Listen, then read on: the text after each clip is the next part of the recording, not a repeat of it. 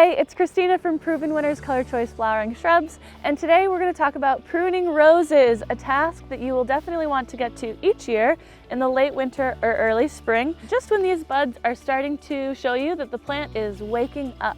Essentially, you're going to want to prune so that you're getting all of the dead or damaged material out of there, and you're setting up the plant really nicely to bloom robustly from these new cuts. So let's get started on this oh so easy double red rose. First, we'll remove all of our dead or diseased branches. Anything that's rubbing, anything that has a wound, we're going to clean that out of there.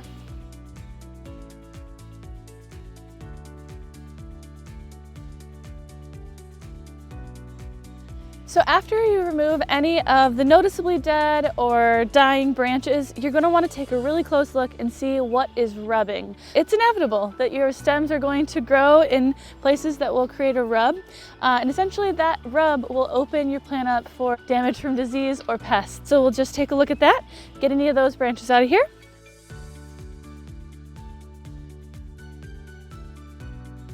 And now, after you've gotten all of your dead or damaged branches out of there, anything that's been rubbing removed, you're going to focus on pruning the overall shape of the plant and removing about 1/3, a little less than 1/3 if it's a really big plant, or a little harder than 1/3 if you want to try and control that size. So that means removing 1/3, leaving 2/3. So let's get started and give this plant a really great rounded habit. When you make cuts, you're going to be cutting just above a nice beautiful little bud, and honestly, as long as you're not cutting directly into the bud, you're going to be fine, but I'll show you exactly how to make that cut.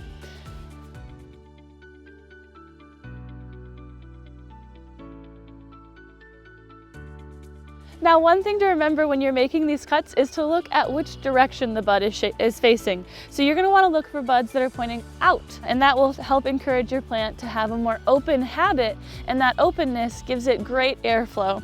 If you're cutting toward a bud that's facing inward, the plant could get a little bit more dense, and that airflow just wouldn't be as good. So that's what you're going to look for.